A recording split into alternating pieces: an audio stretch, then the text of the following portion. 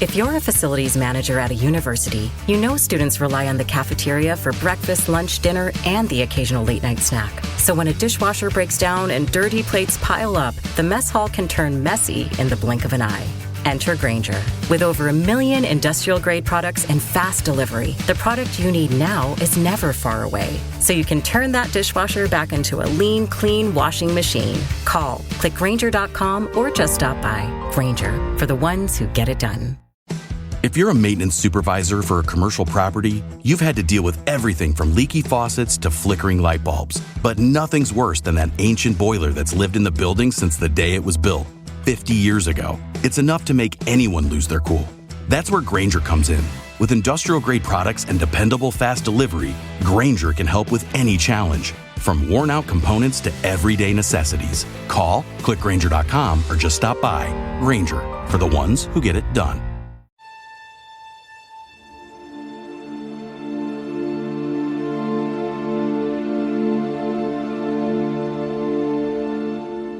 Hey everyone, and welcome back to Exposed Scandalous Files of the Elite. I'm your host, Jim Chapman, and we are back with another Bad Teachers episode. And look, of all the Bad Teacher episodes that I brought you so far, the subject of the podcast today by far ranks in the top spot as the most infamous bad teacher of them all.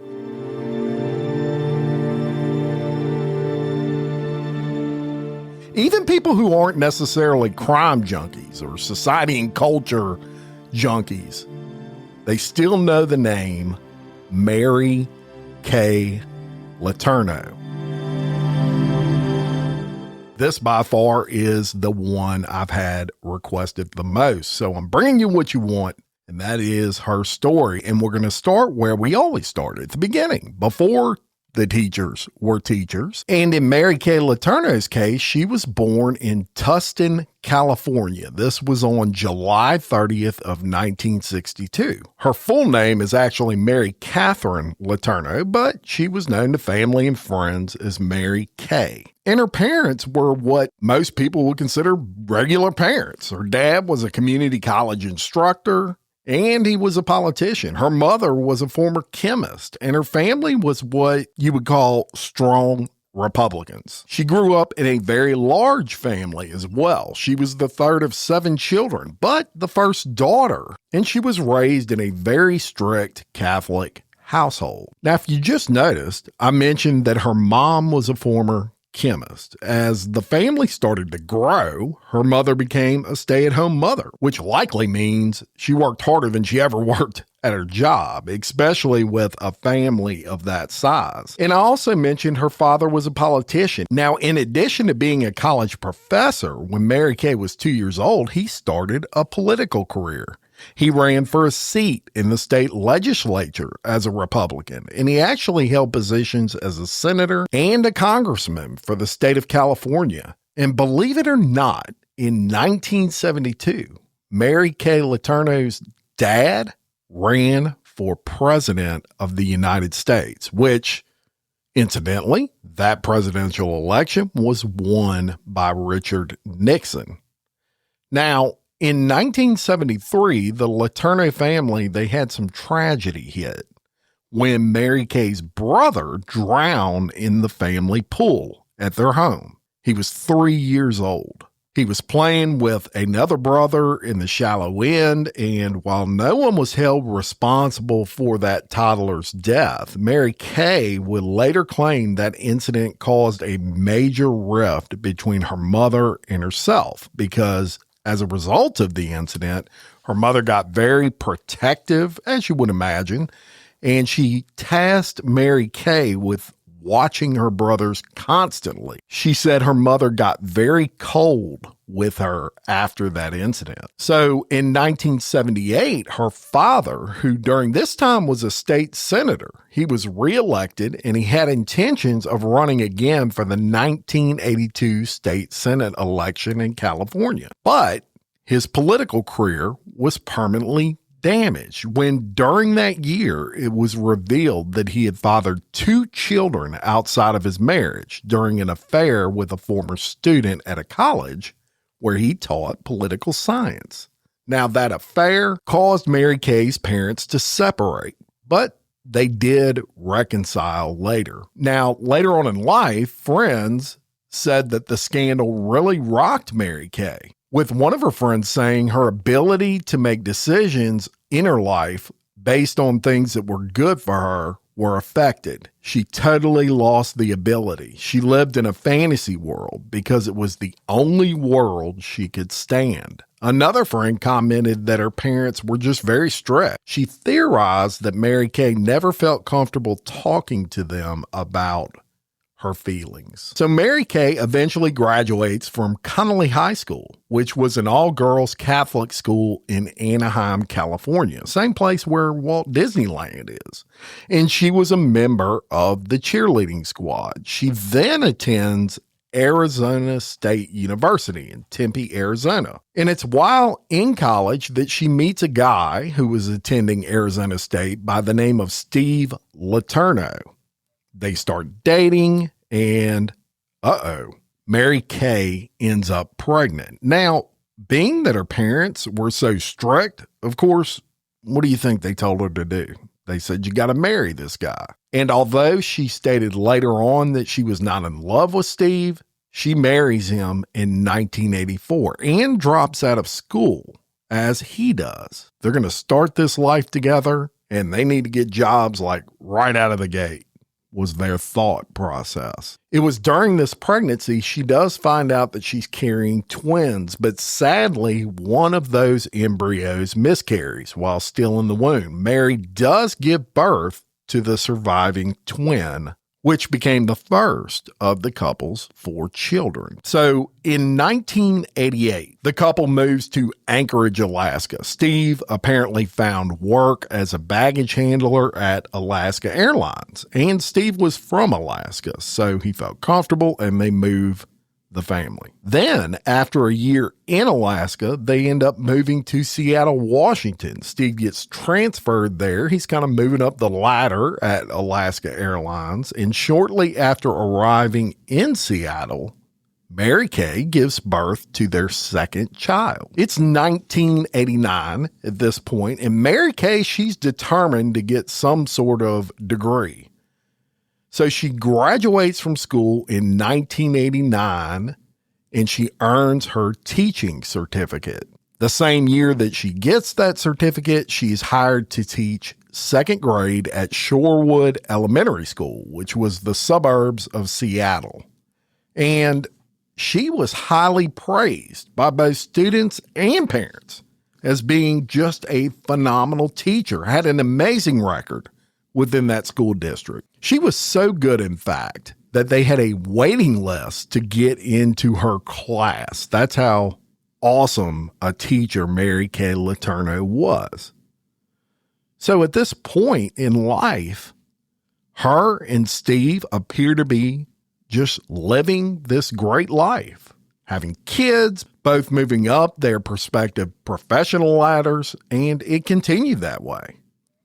So in 1991, Mary Kay Leterneau, she's preparing for a brand new school year. She's teaching second grade still, and amongst her students was a student in second grade, a child by the name of Billy Falau, who was 8 years old. And Letourneau kind of took to Falau by all accounts. She introduced him to the piano. She bought him art supplies. She encouraged him to explore his obvious talent for art, even at a very young age. All the things you would expect from a good teacher, right? So let's get into the limited background, obviously, on Billy Falau, which was chaotic, to say the least, even at this very young age.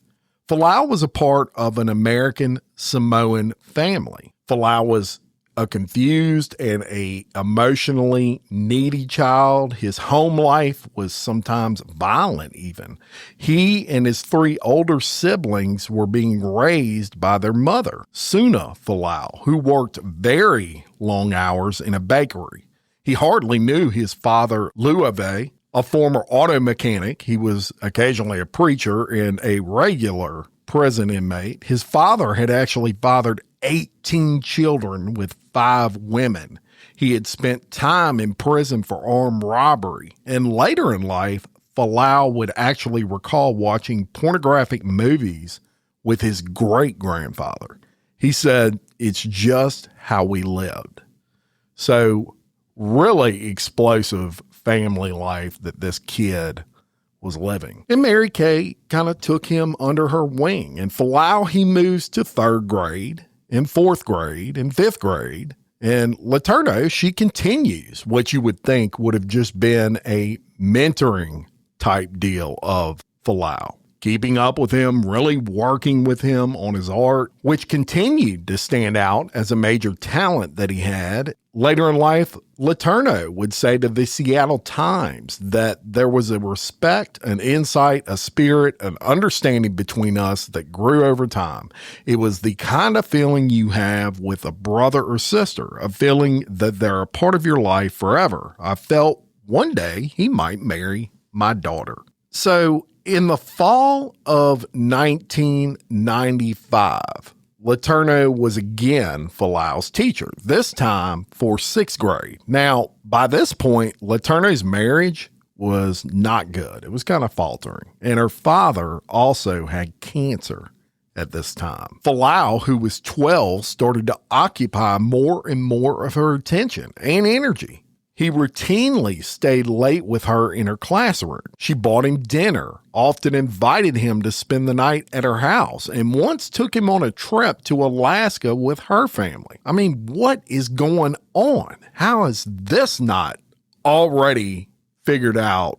There's a problem here is beyond me. She also became increasingly flirtatious around this time, and Folau would later testify once she offered to strip off an article of clothing for every answer he got right on a history test.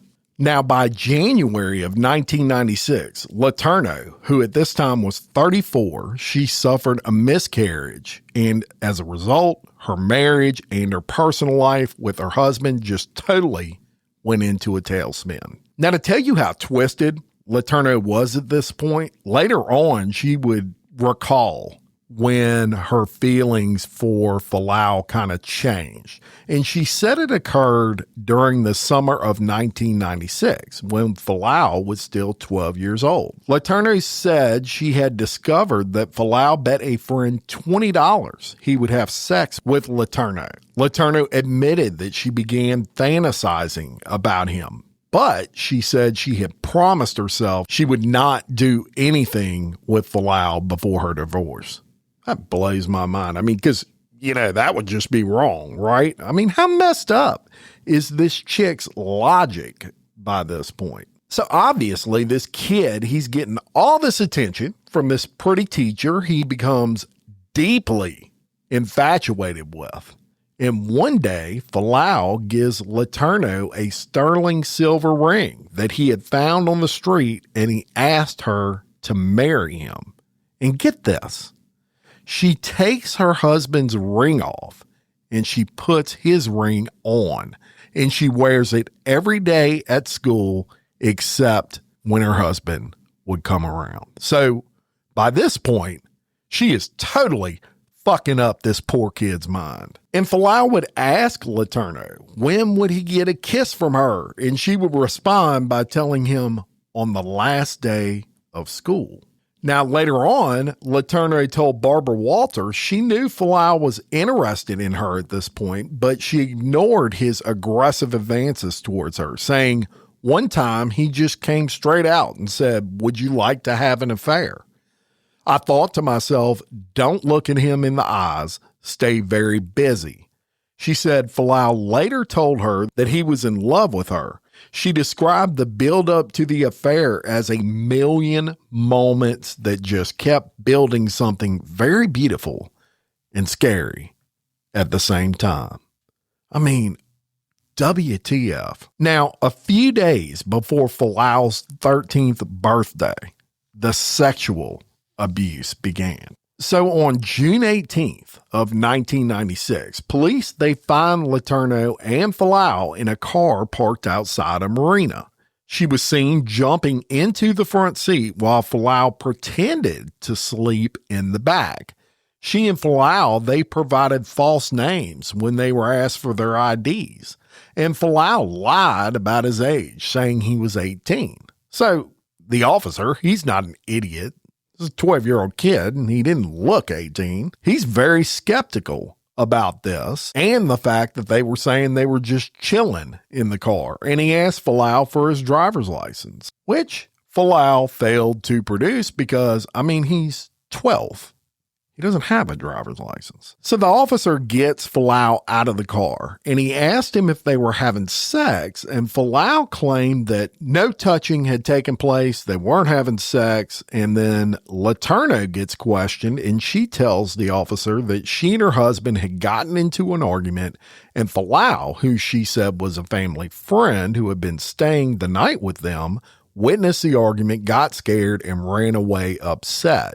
She said that she went out to find him and she found him at the marina. So Letourneau and Falau, they get taken to the police station where Falau's mother was called. And Miss Falau said that Miss Letourneau was a well-known teacher of Villie's and had no issue with the two of them being in public. So police, they dropped the matter. Later, Falau's mother told the Seattle Times, quote, he said there was nothing between them and I assumed I could trust her with my son. She further stated that if police had alerted her to the fact that Letourneau had lied about Falau's age and what had occurred in that car, she would not have allowed her son to go back to Letourneau. But this was not their first sexual encounter.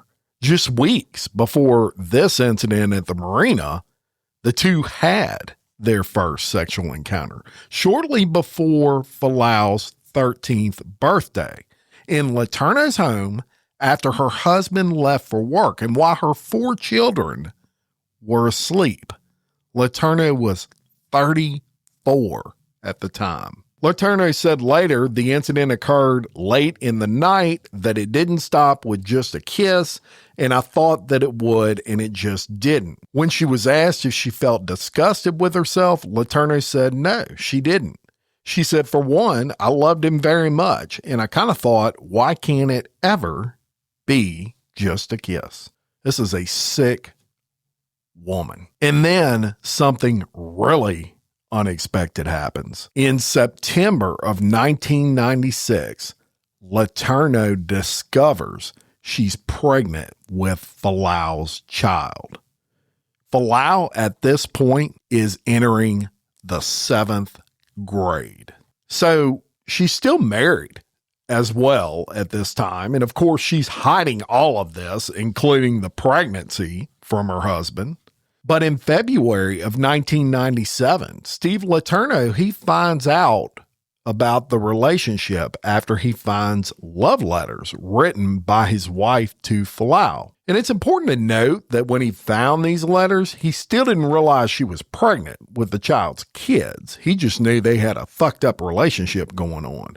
So Steve Letourneau, he confronts Villie, goes to his house, confronts him about it, and told him that if he didn't want his mom knowing about this or anyone knowing about this, then it was going to end. And Villie, I'm sure he's scared shitless at this point. I mean, he's a 13-year-old child, so he agrees to it.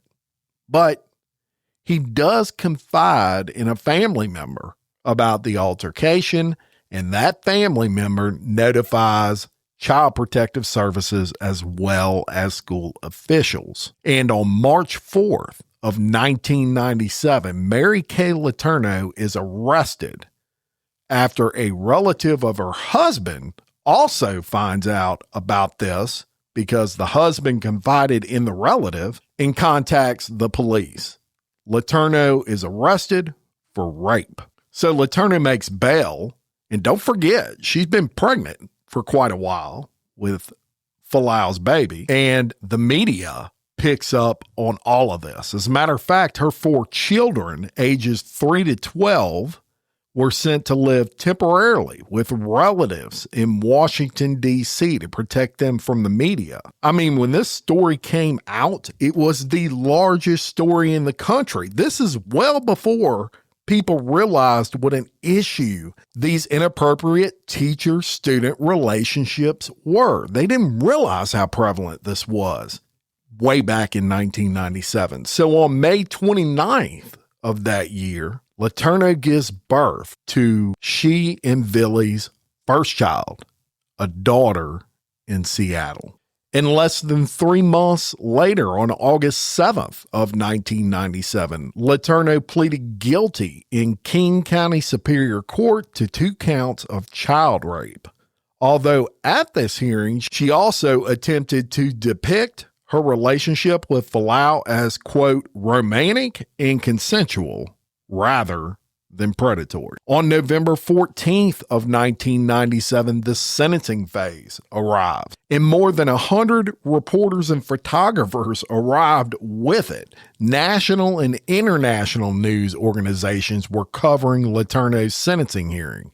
It was held before Superior Court Judge Linda Lau. One television producer said, obviously, this is a story because she is a 35-year-old woman. If this was a 35-year-old man who impregnated a 13-year-old girl, he'd be in jail and there'd be no national story. Letourneau's request for a special sexual offender sentencing alternative was granted, and the trial court sentenced her to 89 months of total confinement, suspended on various conditions, including 3 years of specialized treatment for sexual deviancy. And in my opinion, she needed a lot more than 3 years. Through a plea agreement, her sentence was reduced to 6 months. 3 of that was suspended. So she ended up with 3 months in a county jail and 3 years of sex offender treatment. She was not required initially to register even as a sex offender, if you can believe that. As part of the plea agreement, and this is important, Letourneau could not contact Falau for life. Letourneau was additionally sentenced to community custody for 2 years to commence upon completion of her terms of confinement, with a condition that she not receive any tangible or intangible property that is a result of her commission of the crimes. In other words, she was ordered not to profit from publishing or otherwise commercializing the story of her crimes. That will become important later on. Falau's mother spoke at the hearing, and in a prepared statement, she said she had forgiven Letourneau and hoped others would do the same. She said, Mary is not a bad person. She is just a human being who made a terrible mistake. She asked the court to order treatment rather than jail time for the woman who made her a grandmother.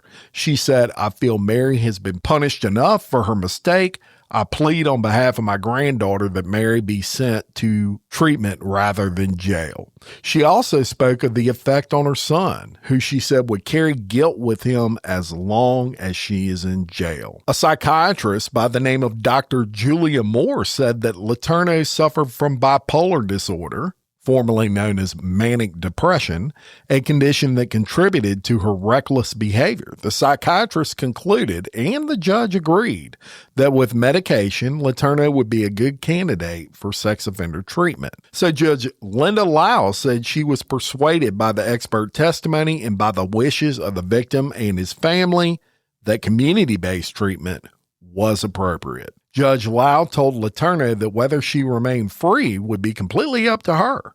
She said it will not be easy. You will not simply be released into the community to resume your former life. From the moment you are released and for the next few years, your life will not be your own. And a tearful Letourneau promised the judge she would have nothing more to do with Falau. She said, I did something I had no right to do, morally or legally.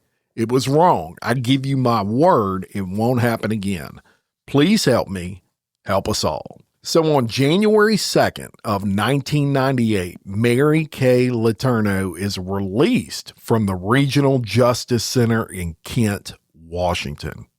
And, of course, at that point, Leterneau had lost her job. She had pretty much lost her marriage, her home, the custody of her children, who at this point were living with their father. Then, if you did not think this lady could be any dumber as it relates to her decision-making, 4 weeks after completing her jail sentence, Leterneau, she gets found in a car with Falau by police. Falau at this time was 14. Letourneau initially tried to claim she was alone in the car and he was hiding in the back under a blanket, but police saw him. So they pulled him out. They asked for identification. Both of them claim they don't have any and give the police false names. But of course, that didn't fly. By this point, every single person in the state of Washington and really in the United States knew exactly what Letourneau looked like. So they questioned Falau further, and he tells the detective that he and Letourneau had kissed frequently and had also reported that he had touched Letourneau on the thigh, but no sexual intercourse had occurred. And in that car, there was evidence the two had met several times since Letourneau's release from jail on January 2nd of that year. Now, when she was arrested, police found $6,200 in cash, baby clothes, and her passport inside the car. Receipts for $850 in purchases made since January 20th for men's, young men's, and infant clothing were also found. Now, Letourneau claimed the money was for dermatology treatments and for her divorce lawyer, and that some of the men's clothing were gifts for relatives and for herself since she enjoyed wearing oversized men's clothing, she tried to tell the police. Letourneau had also purchased a pager for Falau to get in touch with her. Yes, pagers were where it was at in 1988, y'all.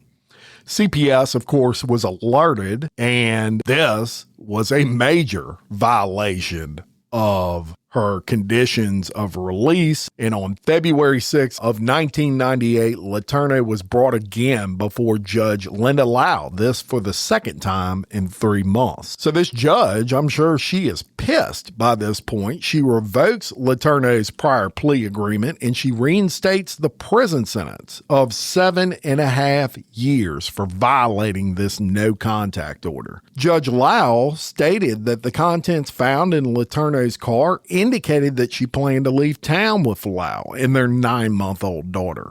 Both the prosecutor and the probation officer depicted Letourneau as a manipulator who didn't believe she needed treatment because she didn't believe she was doing anything wrong. Letourneau's attorney at the time, he made a plea for mercy. He said, quote, "Society does not need to be protected from Mary Kay Leterneau. The person that really needs to be protected from Mary Kay Leterneau is Mary Kay Leterneau." When the attorney finished, the judge told Letourneau, "This case is not about a flawed system. It's about an opportunity that you foolishly squandered." And I can't agree with that more. So Letourneau is ordered to serve her sentence at Washington Correction Center for Women at Gig Harbor, Washington. Now, what everybody came to find out soon after she returned to prison was, hold on to your ass for this one, Letourneau was pregnant with Falau's second child at this time. And it was also during this time she was placed on suicide watch. Letourneau's attorney told reporters she's upset that this news has came out so early in the pregnancy. It seems like someone at the prison had access to her medical records and released the information prematurely without her consent. And the insanity with this lady, she continues to stay in touch with this kid. One way she would was by sending out messages in milk bottles. She was producing milk in prison for her baby, and she would put notes inside the caps of the milk as it went out. Somehow she managed to even send audio tapes out, and she would have prisoners make phone calls for her because she couldn't contact Falau directly, and then she would just get on the phone. These are supposed to be monitored, but obviously they weren't being. Now, it may surprise you a lot to know that Steve Letourneau and Mary Kay, they were not divorced at this time. They were separated, to be sure, but on March of 1998, Steve Letourneau did indeed file for divorce. He said that their children were handling it pretty well, despite their anger. Then, on October 16th of 1998, while serving her second stint in jail, Letourneau gives birth to her second daughter by Falau. Hours after the birth, Letourneau returned to jail from the hospital. Falau at this time, 15 years old. Unbelievable. believable. So sadly, in March of 1999, Falau, he attempts suicide. Falau later told Barbara Walters, "There's this hopelessness, like nobody understands you. You can't talk to anyone. I wish I'd had a little better guidance through everything. I don't have a father. My mother is busy too. No one knew how to deal with it, and I sure didn't know how to deal with it." That is my point with these teacher-student inappropriate relationships and why I push this series so hard. Even with guys, and it's a female doing it, their head gets screwed up. Trust me when I tell you. Just horrible. In 1998, Letourneau and Falau, they actually co-author a book, and it gets published in France, and it was called Only One Crime, Love. In statements made in the book, Letourneau described Falau as a soulmate and her companion for life and emotionally mature for his age. An expert on sex offenders, incidentally, named Lucy Bernler, she said it was typical for sex offenders to make such arguments, and that was a way of them rationalizing and justifying their behavior.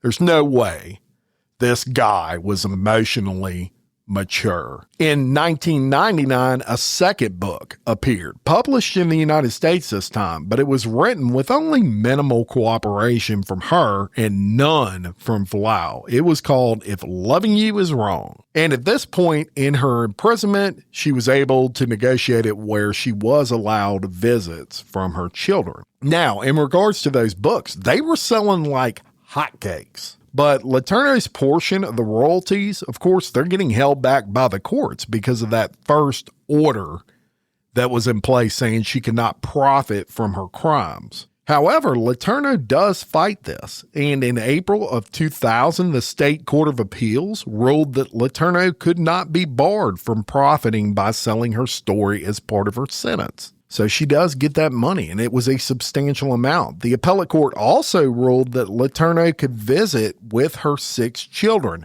When asked if the children, who she saw while she was locked up, knew anything about what was going on, Letourneau later explained in an interview, the story is that their mother was away at prison. Whew, this lady. So in 2001, Mary Kay Leterneau's father dies, and Letourneau did request a furlough to attend his funeral in Fort Myer, Virginia, but her request was denied. And it was also during this time that she's trying to make the best of prison life. She tutored fellow inmates. She created audiobooks for blind readers. She even participated in the prison choir, and she rarely missed Catholic Mass at the prison. But because of her notoriety, she was not popular with other inmates, and they knew what she had done. And whether it's a teacher raping a child or a man raping a woman, that don't like pedos in prison. Staff also viewed Letourneau as having a cocky attitude. She spent 18 of her first 24 months in prison in solitary confinement.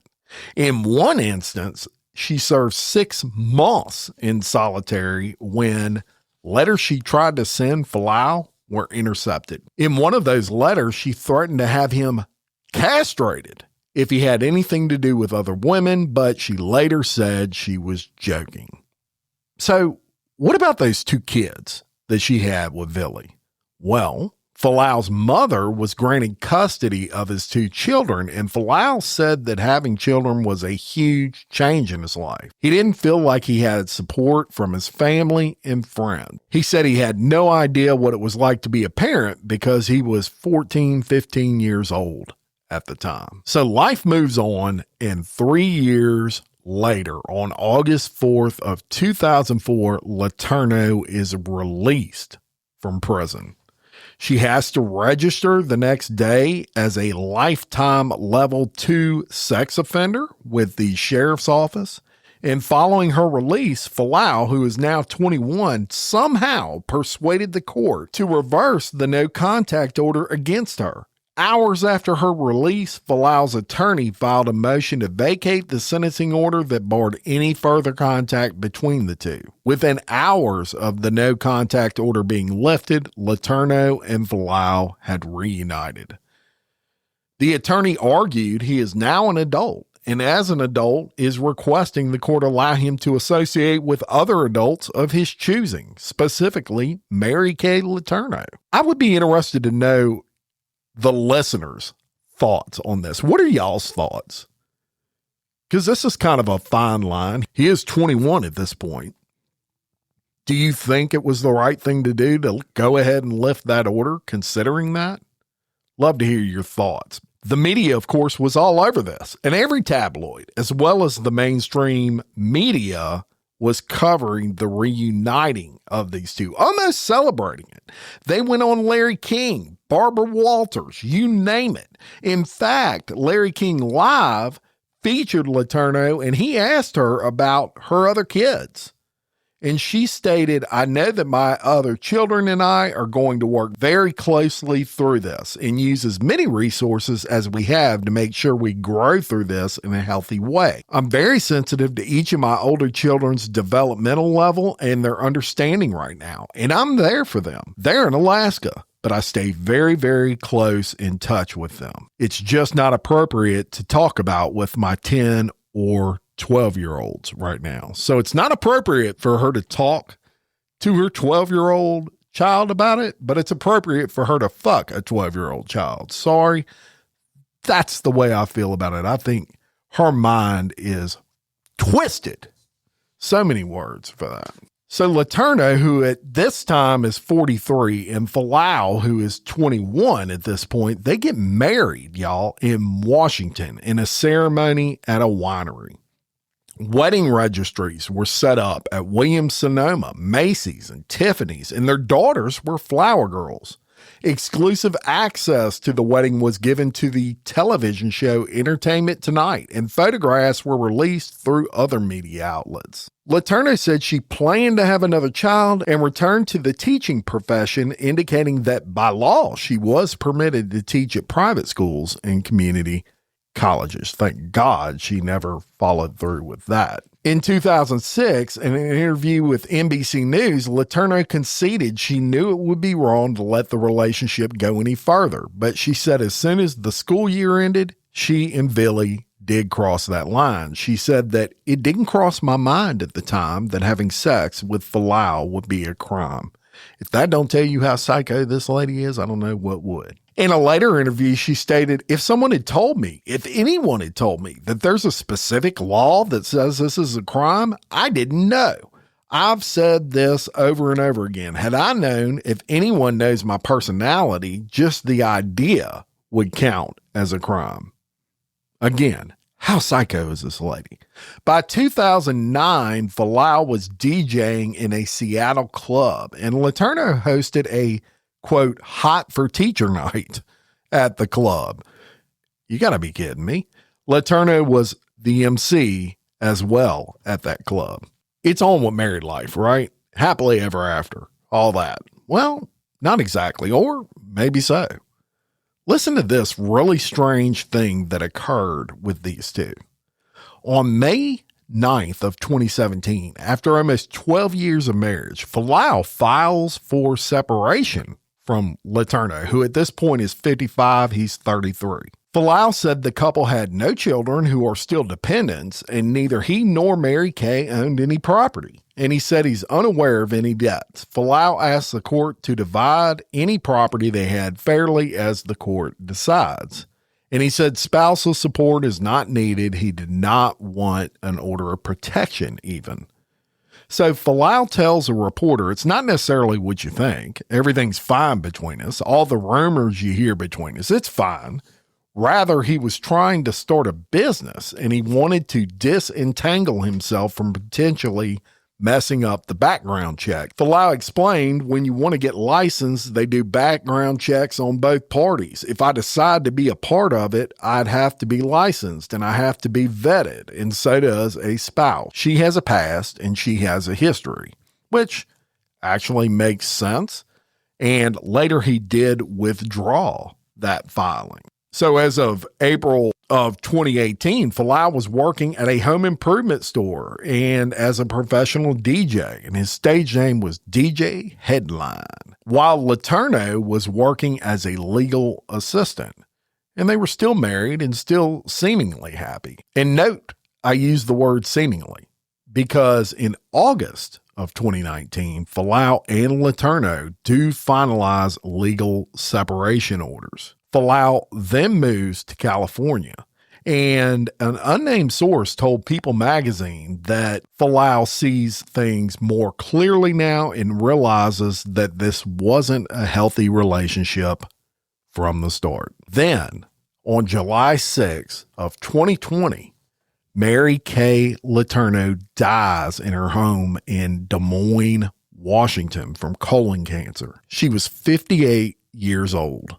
Letourneau's oldest son, Steve Letourneau Jr., said in a statement, "We are deeply saddened to share the very difficult news that our beloved Mary passed away peacefully on July 6th of 2020 after a 6-month battle since being diagnosed with stage 4 cancer. Mary fought tirelessly against this terrible disease. It is in that spirit that we ask for privacy and respect for our desire to focus on the road ahead for all of us who make up Mary's collective family." Falau and his family were also at her side, despite their separation. A joint statement was made by the Falau and Letourneau families to commemorate her passing.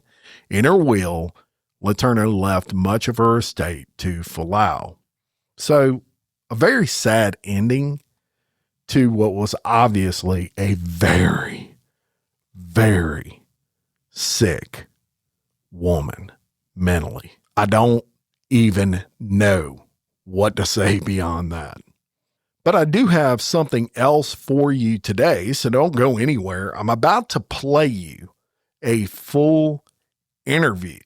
One of the few interviews that Mary Kay Leterneau and Billy Falau gave together. This was to 60 Minutes, Australia. Really interesting. This was done in 2018. So get ready for that full interview. I do want to thank everyone for listening. Check out the Patreon once again. You're not going to hear my close after the interview. The interview will just end. And here's that. Even now, some 2 decades later, you can't help but ask, what was she thinking? What was it that drove schoolteacher Mary Kay Leterneau to begin a secret affair with her 12-year-old student, Billy Falau?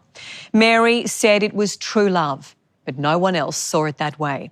She was jailed twice and even had 2 children to the underage Billy.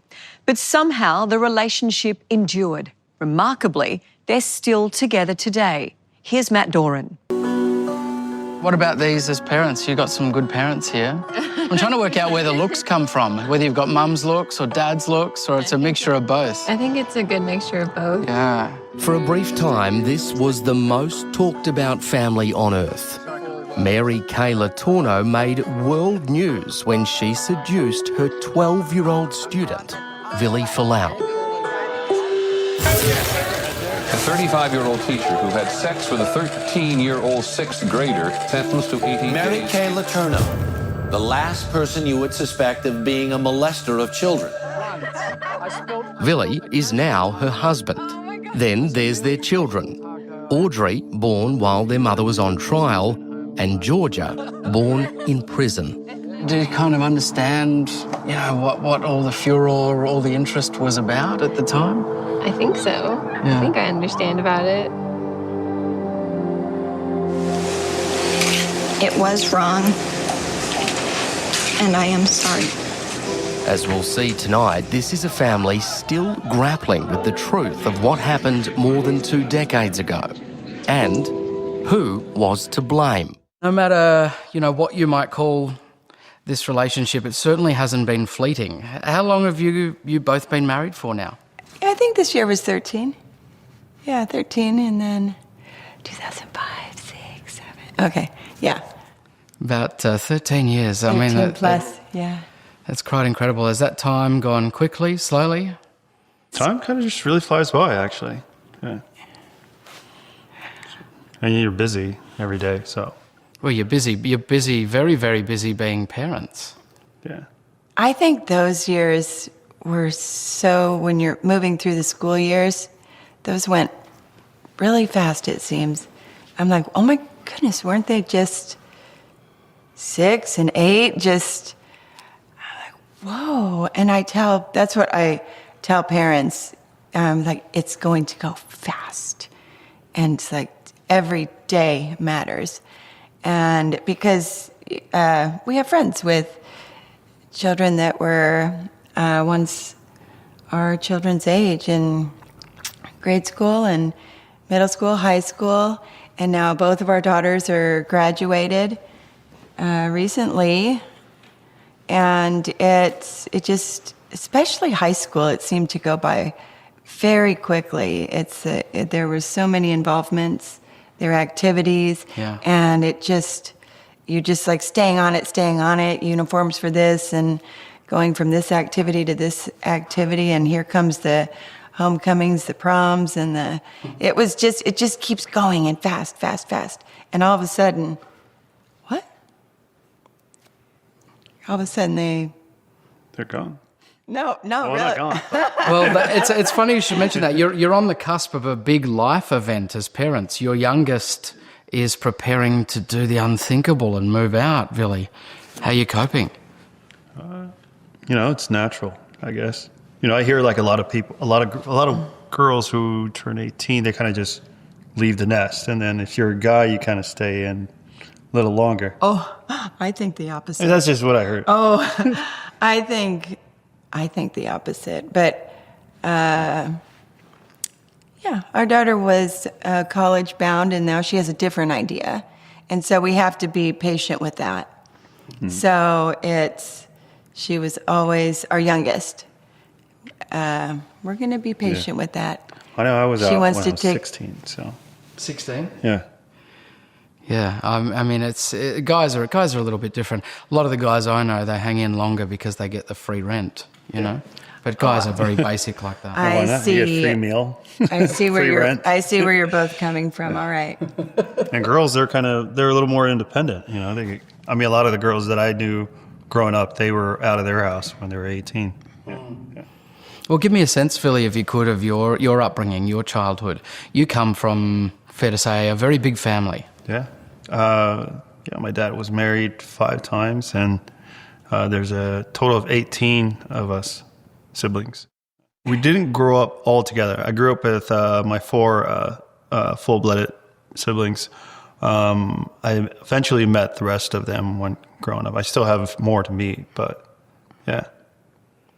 That's a sort of a crazy upbringing, isn't it? Yeah. I mean, there's a lot going on at Christmas or around the family dinner table. It just stays simple. I mean, not everyone gets a Christmas gift, but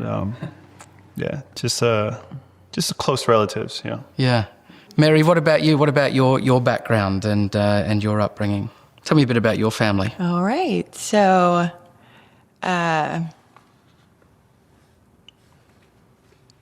my father was married once. Just saying. Where are we going? Tell me a bit about your father. I have a mother my father's passed away, and I have 6 siblings. 5 still living. Was it a Catholic upbringing for you, Mary? Yes. And what did that involve? How kind of devout, how traditional was your family in that regard? For me, it's just a beautiful heritage. That's how I do think of it. And I just, personally, when I've traveled internationally, something about going into a Catholic church, it's just, they're all the same in the sacredness feeling. And it's just a, I know you're asking what was that like as if there's some uniqueness to being raised Catholic. But I guess I'm just taking present. How does it feel to have been raised Catholic. I just, I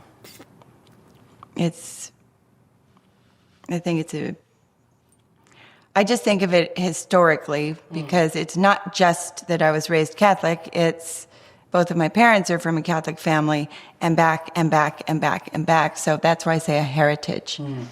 And so when I go into a Catholic church, doesn't matter where it is, it just feels really good. It's like this flooding of my heritage. And I won't say that I am entirely, if someone put a certain doctrine in front of me that was Catholic, said, what do you think of this?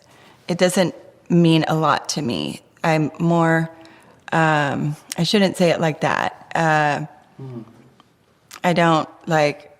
wouldn't say, because that's like rules, the doctrine of the Catholic Church, and I more am appreciative of the roots of the Catholic Church, which is really just the core of Christianity. People think there's a difference. Really? No, and there that could be a whole isn't. separate lengthy discussion. No, I'm just saying no, there isn't.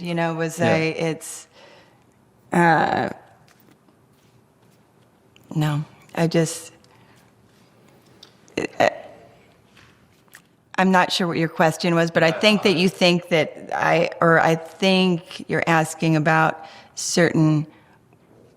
if there was a uniqueness, if I think there was a uniqueness. Let me ask you about you two. When did you first meet Billy? Meet? Well, I met his brothers and older sister before I met him. So there are 4 in his family. And then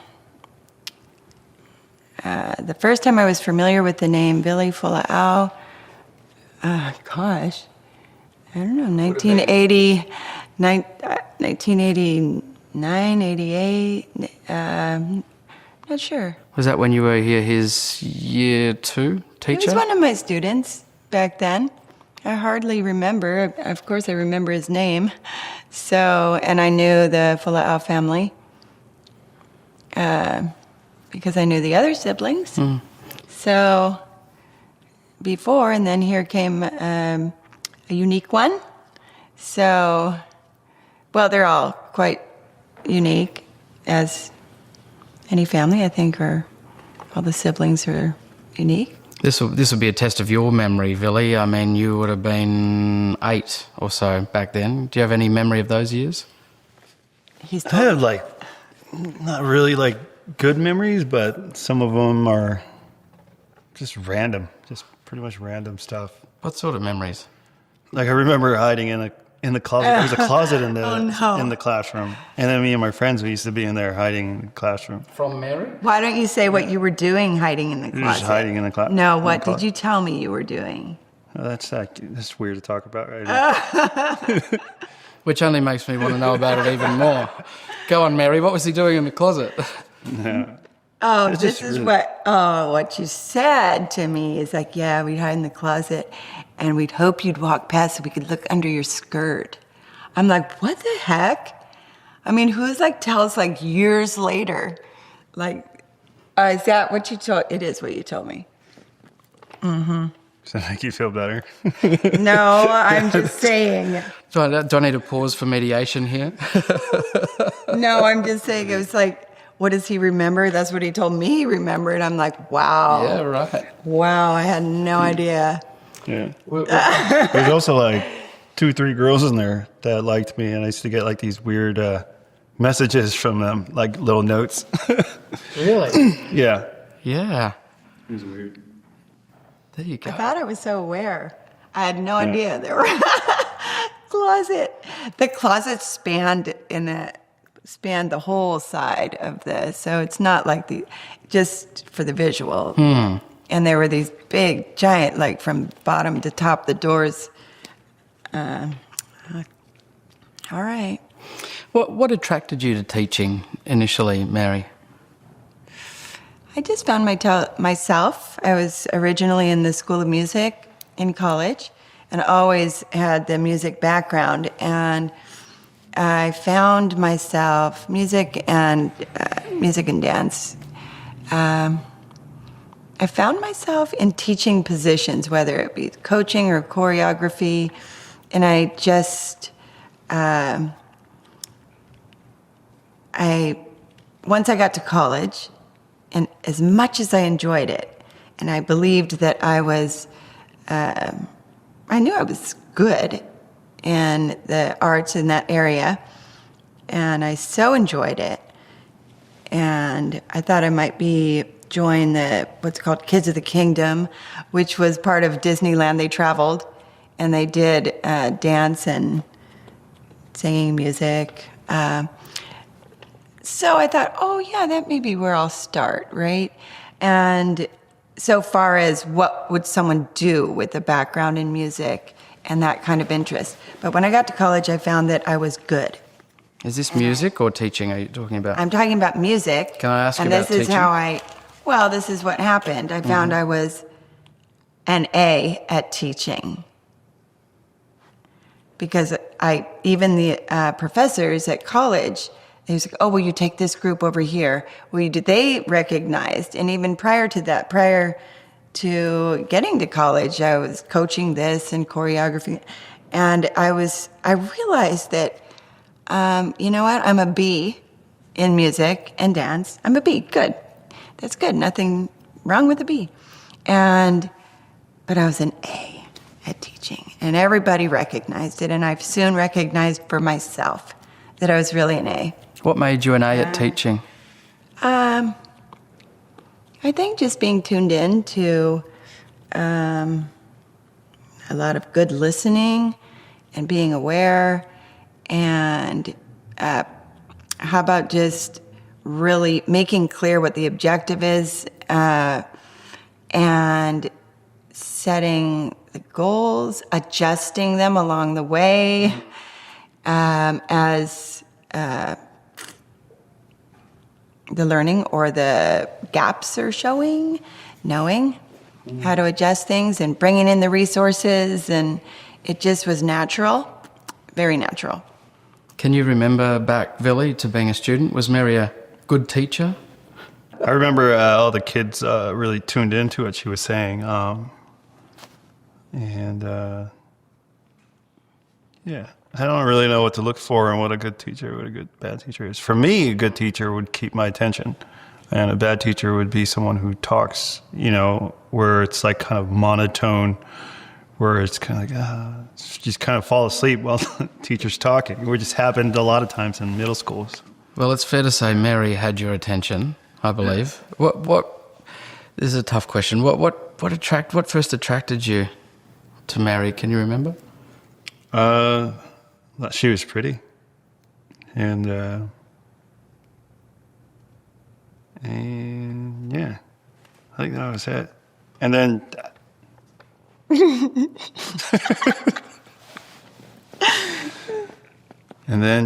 don't know. I kind of like that she drew a little bit. She taught some art stuff, and I thought that was kind of cool. And then I think like in 6th grade, we kind of connected on certain things. Kind of like saw common views on stuff, life, and similar interests. Yeah. So, Mary, when did you first realize I have feelings for a student?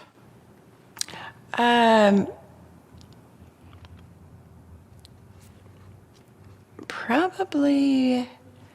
Well, first of all, he wasn't my student when any feelings. So, which I think is really important. Here, it was very important here in the United States, in the state of Washington, it was really important for it to be put out, I guess politically, in a lot of legislation. It was important to portray it as if it was a student-teacher relationship, but it really wasn't.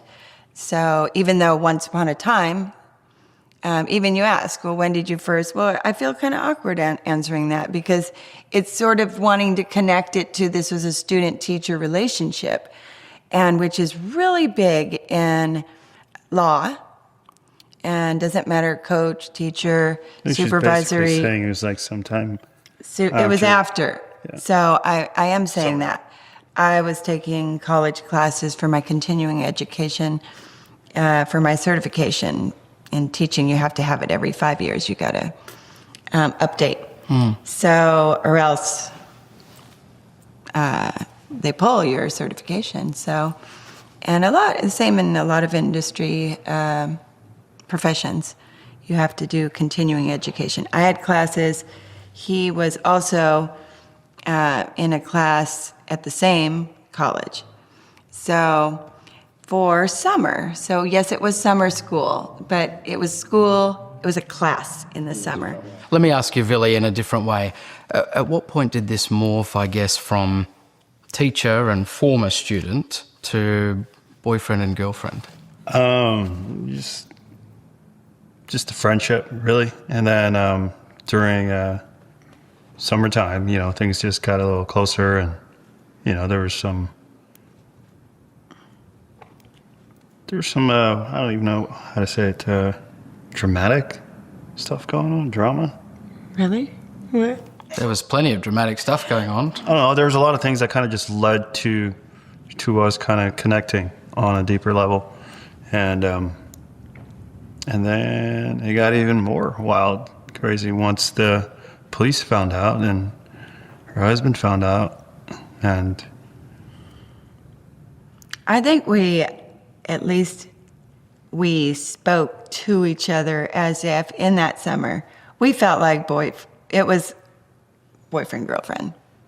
And that's why, I guess that's what there wasn't a teacher, when you consider we were in the same college, we both took an art class at the same college. And I think it felt really great.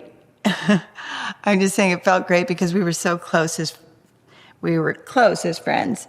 And then just to not be his teacher in any capacity, and to be friends, and to be working on the same projects and just on the same level. It just felt great. And just saying, I don't know what was dramatic going on, but I mean, inside of us, probably, yeah. When we realized, I don't know, you called me your girlfriend. I did. Yeah, you did. It's best not to argue. It's best not to argue, Villy. This is my experience. No, it's my husband. Yeah. When Mary, did Villy make it clear to you that he was interested in you physically, sexually, I guess? Can you remember that moment? You must remember that moment. I just remember, yes, there was one point, and I said, put that away. I just meant the idea. And there's a story about that. I don't know how much time we have, but. How did that idea manifest, Villy? What did you say? I don't want to talk about it. Oh,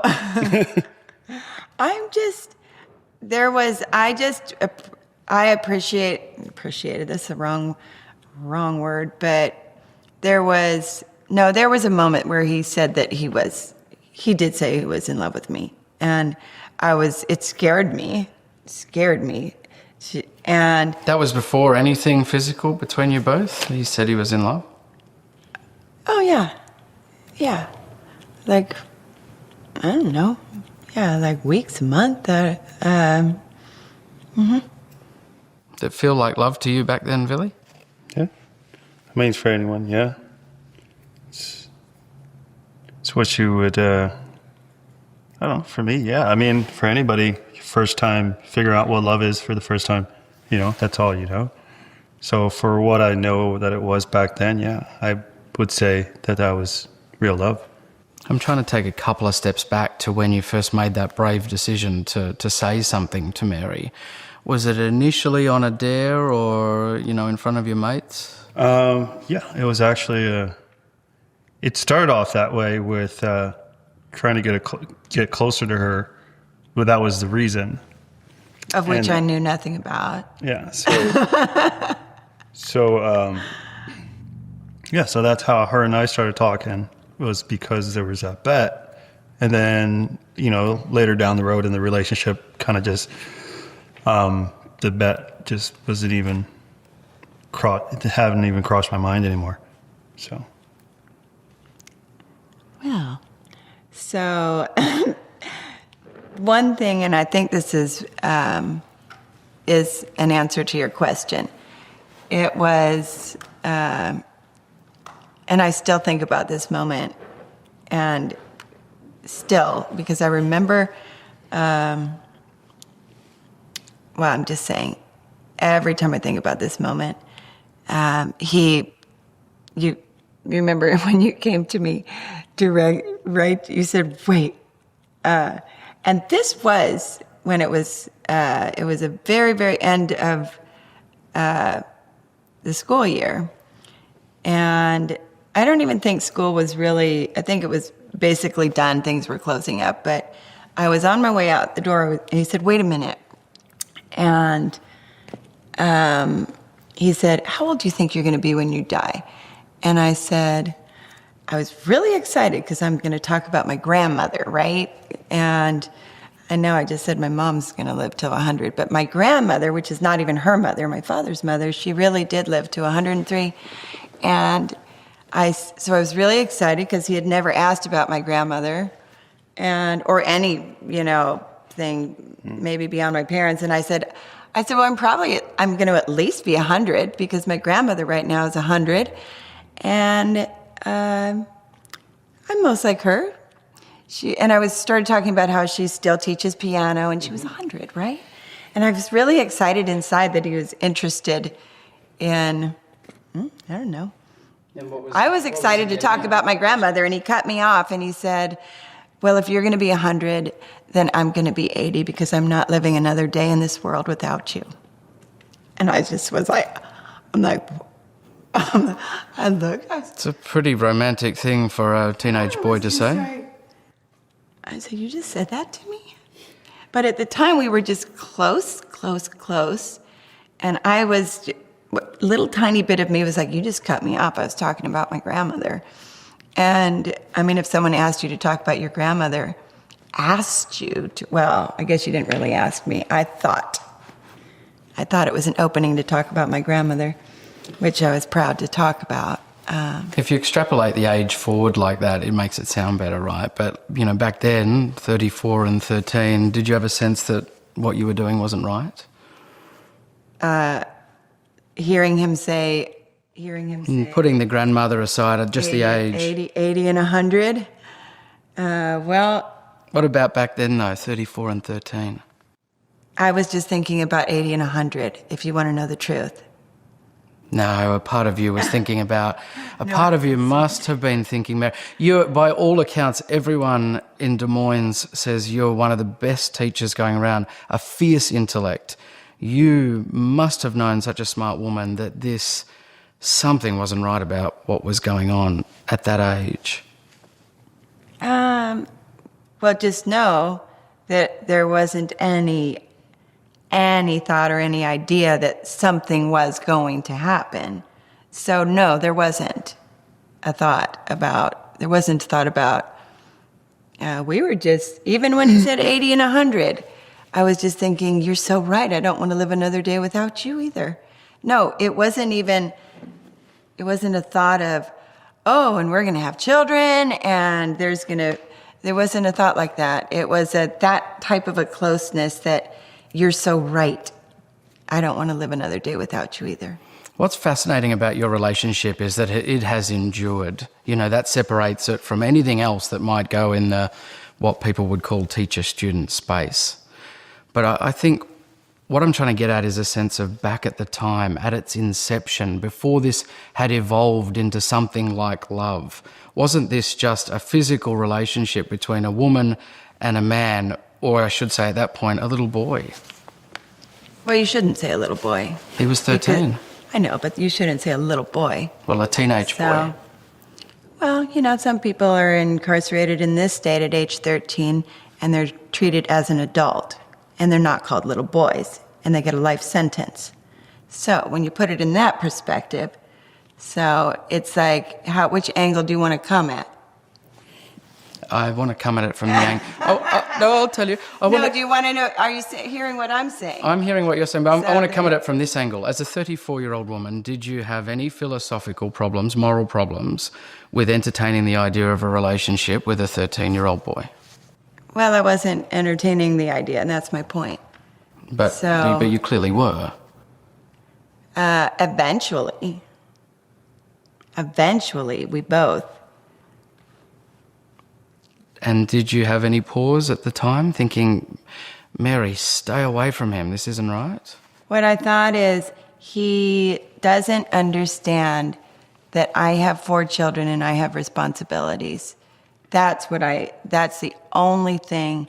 And you have to keep in mind that now it's 20 years ago, and sure, in the last 10 years, all across the world, the laws have changed, and you'll even see, ever since Mary Letourneau, but see, that was 20 years ago. Now everybody has their eyes open and is aware. Surely, I hope every teacher, and forget about even the teacher part, I would hope that every adult that's a female, regardless of being a teacher, would know, after my situation, pay attention. Because there are laws. You might think when you're in a world, we were close, and no, we weren't thinking about those things. No, I wasn't. There were no laws back there were no situations. No, there were laws. There were laws, Mary. There was statutory rape. For males. And if you look historically, it was a male only. And then the laws changed when equality. Let's go, Matt, on this. You want to? Because I'm ready. Sure. Okay, so the Equal Rights Amendments from state to state here in the United States, and it even happened over in Australia, New Zealand, and what's called the Equal Rights Amendment. And what they did is they gender neutraled the laws. Prior to that, it was male only. It was a male only statutory rape. So when did somebody get on the news and say, hello, world, or hello, New Zealand, hello, or I don't know how you do your states over there, but if they're in states, nobody did a press release here in the state of Washington or in California, where I was from, and said, we have now changed the laws. It is no longer gender specific, a male only. When I grew up, sure, as a teenager, I knew that, if that male, the males knew, because it was a well-known thing, because a lot of dads out there were saying, stay away from the daughters here in this house, because I'll get a shotgun out, because you're older, and I can go to the police, and it would be called statutory rape. I don't care if you love my daughter. You're 26, you're 30, whatever you are, and my daughter's only 16, 13, 15, whatever. It was a very well-known statutory rape was. It was very well known. It didn't matter if there was love. It didn't matter if it was consensual. And that word is there. Statutory, meaning it doesn't matter if there's consent. Male only, and it's not until, and if you can look all across any kind of scholastic reading on this that goes historically, and my name will even be there, not until my situation in the law, the conflict in the law, did. So are you saying there was confusion about the law at that time, or that you didn't understand Nobody the law? knew it. Who knew it? Who knew it? But you knew. No. Mary, come on. You knew that it was not right, even if it wasn't black Maybe and white. Morally, If you didn't have the statutory papers there, morally, you knew. Morally, is that's what you're saying? Morally. No, I'm saying morally and legally. Not the legally part, no. But you were such a smart person. One, I'd never even been in a courtroom. Yes, I am a smart person, but I'm like hyper-focused in my areas. So you're saying, Matt, I'm a smart person, I'm revered as a teacher, but I just didn't know it wasn't right as a 34-year-old to be with a 13-year-old? Sorry, I just didn't know. Not in a criminal sense, but I thought, first of all, you just said teacher again. And well, you were his teacher in second grade. Once upon a time. Yeah, okay, you keep going back to that. I'm not saying it happened then. I'm Yeah. saying at one point you were his teacher. Look, I'm not trying to get into semantics over that. I'm just trying to accept. In the end, you stood up in court and pleaded guilty to 2 counts of child rape. To some elements. 2 counts of child rape.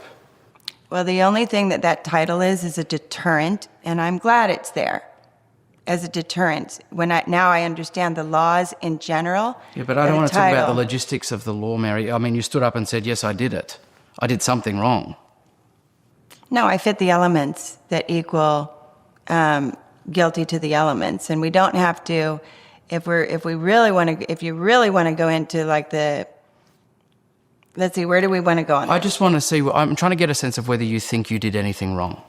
At the time? At the time and now. Okay, I want you to also respect one thing. We're married. This is... I appreciate that. Okay. So when you... and we're not, like, between us, we know what happened at the time, and it's entirely not appropriate to talk about, because we know. Should we move on to We the next know. question? No, I'll just... But isn't it a fair question? I'll ask you too, Billy, because I don't want to disrespect you guys. I will say... Is it a fair question to ask? Is it a fair question to ask you both whether you think at the time, Mary, you were doing anything wrong? If you knew the personal situation with us, and on that side, I wanted everything to go away. I am like a big peacemaker. And I thought, you know what? We're not going to have this go into a trial because that's drama. That brings in my father. It brings in his family.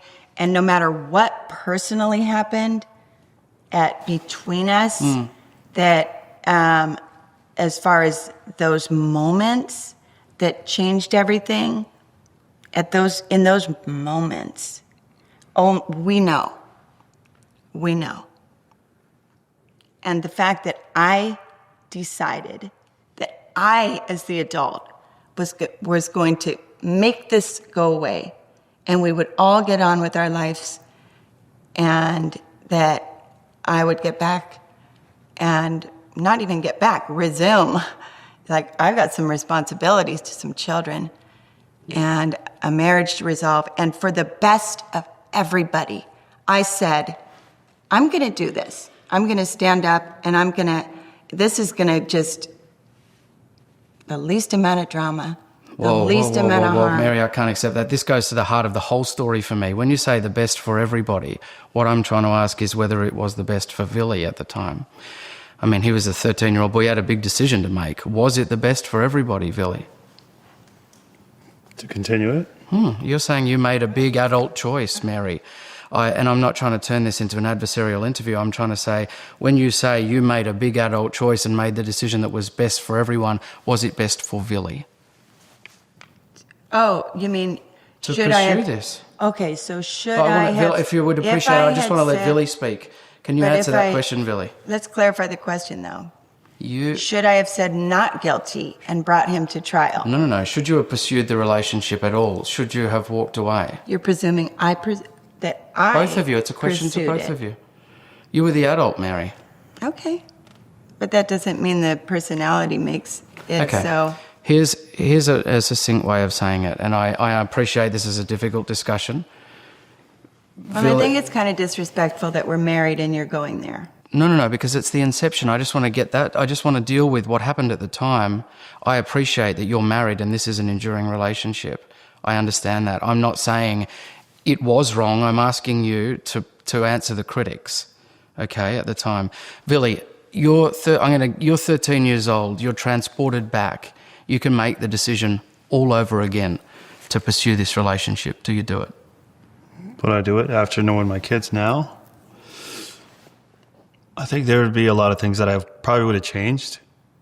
I I've looked at it. I spent a lot of time thinking about it. Like, if I was to pursue it, what would have happened? What ifs?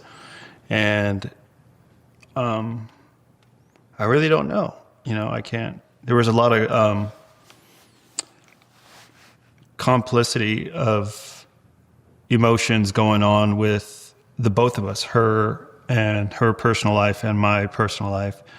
And I think a lot of those elements kind of brought us together to be where we are today. Was it right? Was it wrong? I don't know. All I know is that it happened, and everything that did happen, that we do speak of, that we felt within our hearts for each other, was real. But in the legal system and for the average normal it is obviously wrong for many reasons.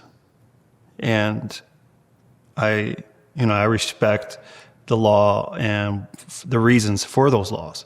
And from personal experience and from seeing other people go through it,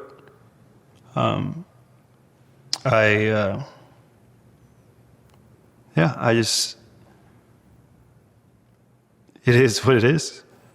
Would you say this story, your story, is almost an exception to the law because you fell in love? That makes it all okay? I wouldn't say it's okay, but I think a lot of it could have been handled a different way. Could have been less stressful on the both of us. When they found out about it, I mean, I'm pretty sure this type of stuff isn't new, and it's gone back ages, but our story was the first one to be publicized. And I can't imagine how tough it was to live through that for the both of you. The media storm, the court case. What was it like back then in the eye of the storm? The media, the court. At that time, all I was thinking about through that entire time was how she was doing and was she okay? And would she be able to get back to her family, her kids? I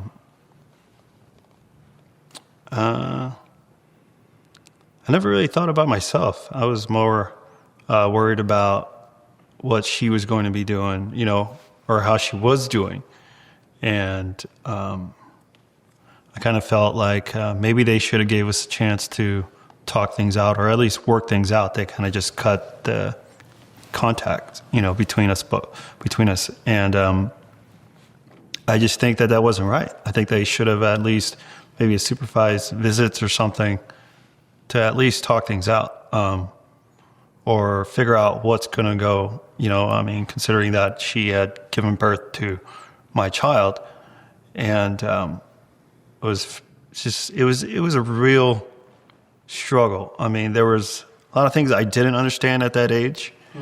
I didn't know anything about the law. I didn't know anything about raising a family. I didn't know anything about. All I knew was that I loved her. That was it. I didn't know anything. Like I said before, it's basically like anybody who's figuring out love for the first time. Their first taste of it, and that was me.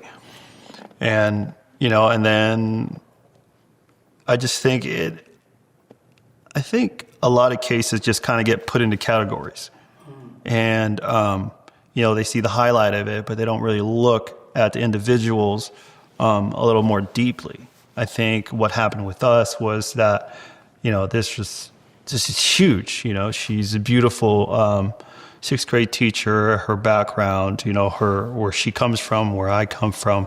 They figured, oh, this is a really great story, and they just ran with it. Was anybody caring for her feelings or my feelings? No, nobody really cared about that.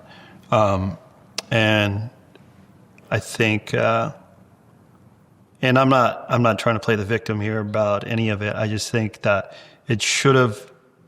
There's a lot of things that could have happened but they didn't. There's a lot of help that we both could have gotten that didn't happen. Have you at any point really felt like a victim? People like to call you a victim. Well, growing up, I've always had people telling me that's not really how I feel. You know, that, she made you feel that way. So I was always getting that. So now that I'm older and I've grown up and I've been through so many experiences, I know my feelings. I know who I am. I know who I am as a person.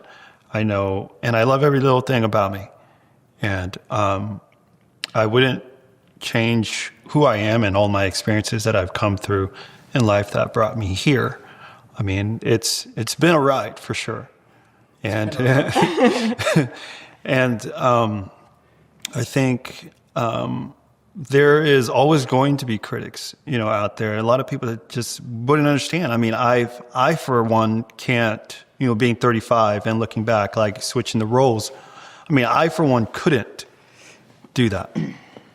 When I look at it, I mean, after even raising my own kids and looking back at it, I was like, I for sure couldn't do it. What do you mean by couldn't do that? I mean, just from knowing everything that I know now, I mean, I couldn't, even without knowing, and seeing a 13-year-old, now, me being 35, I couldn't like look at a girl that young romantically. Is that hard to hear, Mary? I don't relate that to our situation. But it's the exact same situation in reverse. No, it isn't. No. But Things that are not actually the same should not be treated as if they are. But that's from the United States Supreme Court, by the way. I mean, it doesn't even cross my mind. I mean. Guess what? It doesn't. Guess what? It doesn't cross my mind, and it never did. So I would never. What do you mean it never did? I mean, it did. When I didn't pursue it, but stop, Matt, please. Please. I mean, in her defense, stop. I mean, the entire time when the relationship. I never pursued it. I never thought about it. And it's never crossed my mind in any. Of course, it's like, I'm not saying the reason there's a deterrent title like that is because maybe there are people that a male that might even consider it. I would say there are people out there. There might be, and there are definitely. I mean, for us, good reason. There's the law is there. I mean, there could even be a guy that's my age that finds a 13-year-old attractive, and that I don't know. Just for me, I couldn't do it. I don't, and he doesn't. We're saying neither of us think that way. But we're both happy that there's such a law that's Mary, there. you see what I'm saying? And I'm not trying to cause an argument here. When you were 34, you did think that way, and you did do exactly that. I was pursued, and I didn't think about it. I did not think about it. Didn't. But that's not an excuse for any crime, is it? And I'm not saying this is. You can't just go, I didn't think about it, see you later, sorry. No. Morally, I thought about, you know what? I'm not even technically single yet, and he's calling me his girlfriend. And I thought that was, it's like, this is not right. He needs to let me get on with my life, and I'll see you later. I'm not saying it in a cold way. It was breaking my heart to know there were two things. I wanted him to move on in his life and experience everything he needed to, all of his dying pledges of love. And I'm like, you got to go, you got to finish school, you got to do this. He was accepted into an one of the big art academies here already back then. And I wanted him to go experience life, and I wanted to raise my children. I didn't expect to get pregnant. Where we were at the time, whatever, I am entirely in support of the laws that are there. So you're saying you're saying it's night and day, for example, between what you did and the laws that would surround pedophilia. I'm actually was entirely evaluated probably 3-4 times And there's nothing, not a single trait of anything inside of me that's pretty loud and clear in any document. That's like... that's a child. That's like a mental yeah. imbalance where somebody has like this, like their attraction, what they're attracted to, it kind of stops. To prepubescent. No, a child under... No, prepubescent. Well, a child. A 13-year-old would qualify. He wasn't prepubescent. Does that make a difference? Okay, first, let's go back. How many 13-year-olds are having sex with 13-year-olds? Plenty across the world, millions and billions. Not a lot of them are having sex with 34-year-olds. No, but are they having sex? It's not relevant. It's not. It is absolutely relevant. Are they having sex? I don't see it as being relevant. Are they having sex? Are they having sex? I'm certain that they are, but how does that relevant to this case? They're not children. They're developed. They're not children having sex with children. They're teenagers. They're doing actually really, and scholastically and across the board with even in legislation, they recognize that 13-year-olds are going to have sex. So should we rip up the laws and say it's a free-for-all, 13-year-olds with whoever they like? No. Because there are cases, and it's called strict liability, there are cases where there could be abuse. There could be. So you have to have a law that acts as a deterrent, because there are people who might pursue and abuse a situation. But when 13-year-olds are with 15-year-olds, with 17-year-olds, with those really, when they're with, it's happening. We all know, everybody knows across the world it's happening. Teenagers, it's natural. There's no laws that are saying teenagers can't do that. They're going to. So you don't say, that pedophilia with pedophilia, that doesn't even make sense. It doesn't make sense. There are people that have disorders. The laws have to be there. They absolutely have to be there. Do you agree, Billy? Yeah. There are people out there. I mean, I've watched a documentary on pedophilia, or just because I was curious, because being in my situation, I was really curious about it. As in whether you might have been a victim of pedophilia? Yeah. So I was like curious to watch it and just listen to what some of these actual people that do have it, what they were talking about. And then these scientists were talking about like their brain, on how their attraction is almost like somebody with, I don't know how you call them. You wouldn't call them retards or mentally challenged. I don't know. What do you call them? But they're not fully grown. Like that part of their brain doesn't fully grow. But everything else is growing, just not that part that they're attracted to. Like they could be your best friend. And in their mind, they're probably trying to figure out, why am I attracted to younger age range than my own? Some of them are just kind of, it's like a disability, is what you would say. I can see you bristling at any mention of pedophilia in this discussion, Mary. I understand that. Are you saying, what you're saying is that this is a unique case? You've never been attracted to anyone else underage? Okay, I want this to be useful to your audience, and I don't think it should be confused and overglossing that term is specific, like as Billy was talking. It has nothing to do with me. One, because he wasn't prepubescent, he wasn't a child, and we have to respect the intelligence of your audience. No, but I've got to jump in on their behalf, because when you say he wasn't a child, he was 13. Stop. Okay, shall we go back to 13-year-olds who are having sex with 13-year-olds? No. When you say he wasn't a child, that's the only part I'm grappling with. Okay, if the two 13-year-old teenagers are having sex, do you want to say there's two children having sex? Is that what you would say? Sure, but then I'd say it's infinitely worse if that 13-year-old has sex with an adult woman. It is true, but we're not. Let's not like stray away from. I want to entirely respect the intelligence of your audience. I am offended by the whole line of questioning, because I think on an intellectual level, I don't think you're giving, even to ask the question. I think you're misleading the audience to even, and all y'all, just look up the definition and then say, did he even ask the right question? So why did you spend 7 years in prison? Why were you sent to prison? We could talk for 4 hours and I would be happy to start.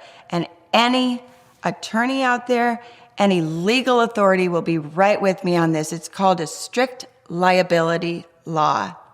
If sexual intercourse happened, no matter if he was the aggressor, no matter if he initiated it, and being the younger, I am the adult, sexual intercourse happened.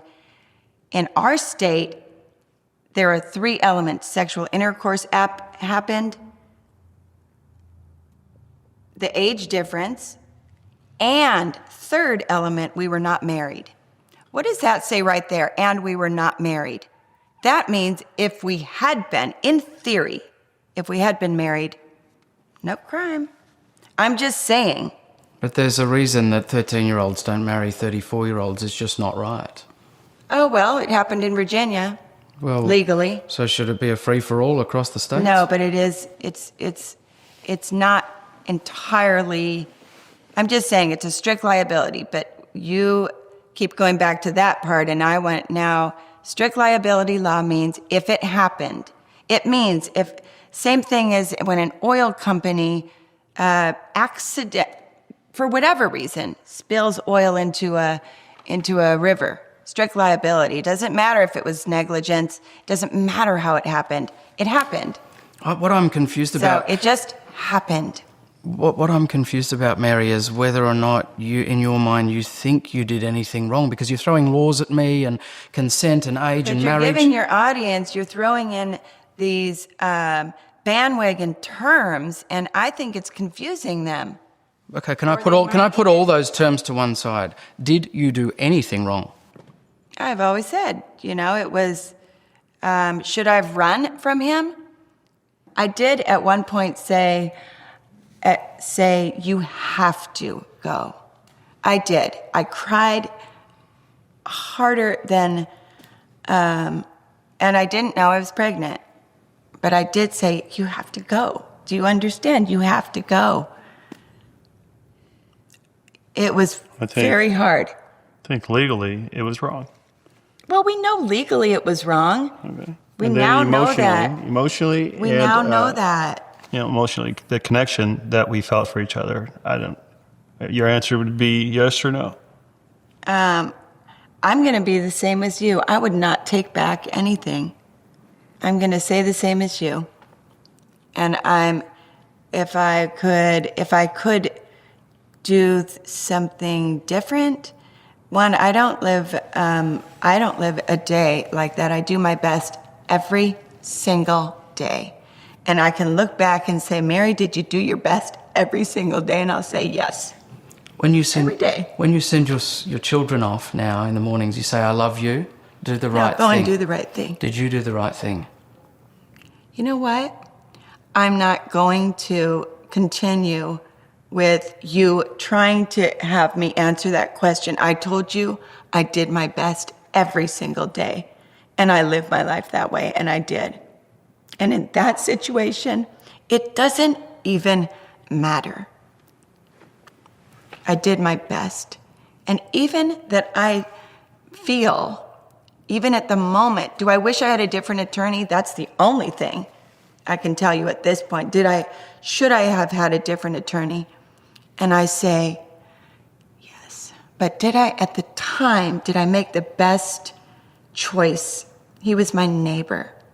Was he the best choice for an attorney in this situation? Heck no. Do you think you were wrongly imprisoned? Absolutely. Why? Because you don't know our story, but we do. We do. You should never have gone to jail? If you knew us, and if you knew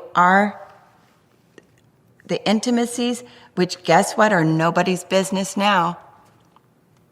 They don't belong. I wouldn't do that to our marriage. I wouldn't go back to that time and put it in a book. I wouldn't have a movie that tried to, the movie out there that is not true. The book out there is not true. Nothing that's ever, it's like, but I've never heard you say that before, that Which part? you shouldn't have gone to prison. I did the best that I felt at the time, the decision that I made. And I tried to take the guilty plea back when I realized I was tricked and coerced into it. I tried to take it back, and it was a few weeks after. And I have said that before, and I think someone can watch some Larry King Live. The problem is that the programs are edited. Anything that we've done, they're edited. People, it's like things are taken out. Nobody wants to hear what really happened with why did I take that guilty plea, and the parts about our intimate relationship and what happened back then. Well, I'm not asking you about that. I think you'll appreciate. And I'm not prosecuting the case. I'm not but saying you it's did something wrong. Even to say to you, I just know that this whole thing, I just want to tie up and just really wrap up because I feel like it was left loose, is it's just absurd to think that 13-year-olds are not having sex and they're not pursuing it in a very deliberate, knowing way. It's absurd. Okay, so I just want to say that there are continual scholastic and legal dialogues, committees with psychologists, with legal authorities. They still, to this day, are trying to do their best, combining like all of the layers of how do we manage this? We have to manage teenage pregnancy. How can we best do this? Should we put a strict liability law? Call it this big glaring word, put the word rape there so that it at least takes some of the pressure. How can we go after all of it? Because it's rampant. How can we look, like what Philly said, how can we look at we can't. The courts don't have time to look at, well, what were your feelings? What were your feelings? Well, did you do this or who did this? And the courts, nobody has the money for that. Strict liability, just no. I accept it's not black and white. What about your position, Billy? Should Mary have been sent to prison? I don't think so. I mean, that's from my point of view, from being on the inside and knowing a little more details about everything. You know, me living with, knowing who she was. How tough were those prison years for you when, you became a teenage father? I went in a really deep depression during that time because of the no contact order, and I was just kind of left by myself. So I went into a really deep depression, and I was getting into trouble, doing a lot of things I wasn't supposed to be doing things, anything that I could possibly get a laugh out of or have some sort of happiness feeling. So I was doing it all because I was really suffering inside. How dark was it for you? I would say it was pretty dark. There's a lot of people I meet now that, they recognize me and they would tell me these stories of how I met them and what we did together. And I was like, wow. I was like, I'm really sorry. I don't remember any of it. What was it? Was it the weight of parenthood? Was it missing Mary while she was behind bars? I believe it was missing Mary. It wasn't just simple as just missing her. It was more of, not being able to talk anything through because I was getting told by a lot of people what I was feeling, what my feelings were, and what she was to me, and I just knew the truth, of what it was between us, and it was just really hard to convince anyone, I'm not saying that, relationships like that are okay. They're not. I would say in our situation and what happened between us, shouldn't have been anybody's business. It wasn't like she was out, looking out for young boys or anything like that. Yeah, what happened between us was just, it happened.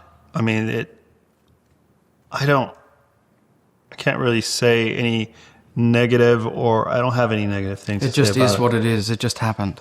Yeah. I mean, when I think about it, I mean, it's almost like just any relationship that just happens. You could be working with somebody for years, and then one day you're just like, wow, I'm in love with this person. And then you guys get together, and then people are sitting there questioning you. How did you guys fall in love? But the only thing is with people or normal age relationship like that is that they don't get asked, like, do you think it was wrong that you guys fell in love or anything like that? And for our situation, that's one of the things we suffer with in it is being asked these questions, and which has become our life. So for me, I guess I just know how to answer it a little better. I feel better answering it because back then I didn't know how to answer it. But I guess, I don't know. I guess forever in my mind, it's always going to make sense more than it will the other person listening. So, do you both feel like you're soulmates? Soulmates could come, anyone. I don't really like that term. Are you still in love? I'll say yes. Whew. No, I think that marriage is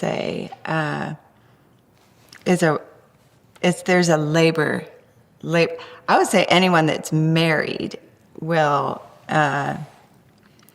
know there's a labor of love. That term is there for a reason. So in love, I'm pretty scientific. I would say there's all, sorry, cutting you off, but I would say there's all kinds of different types of love.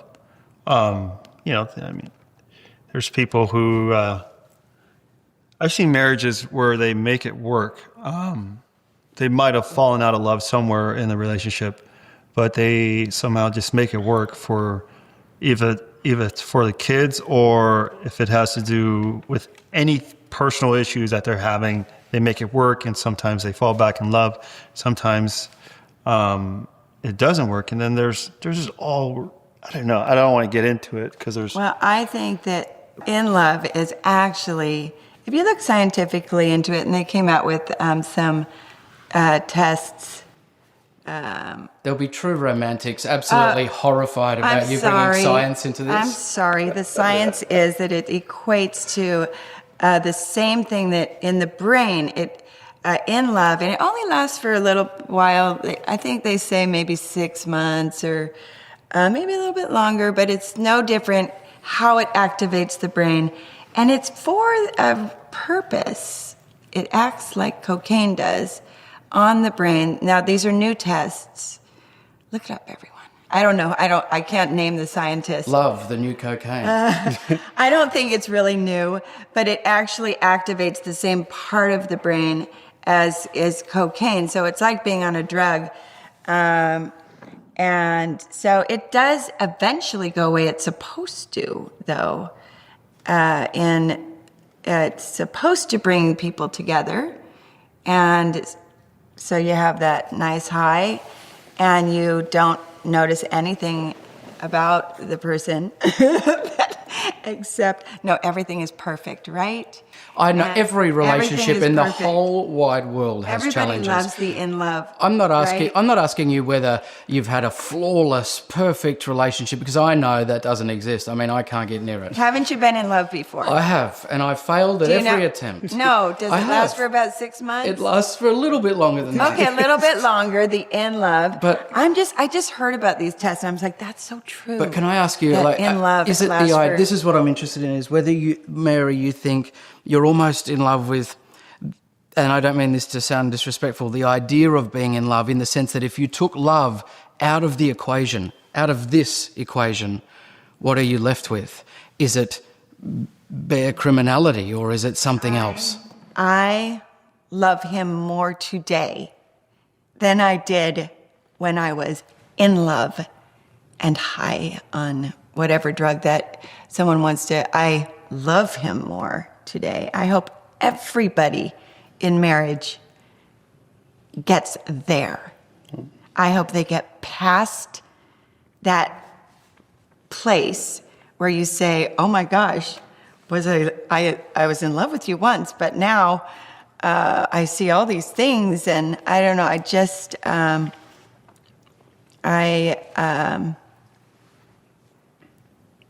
I made when I made his lunch the other day, and it's funny I told that you about it before she before still we gets met. up. She still gets up at Before 3 we met. a.m.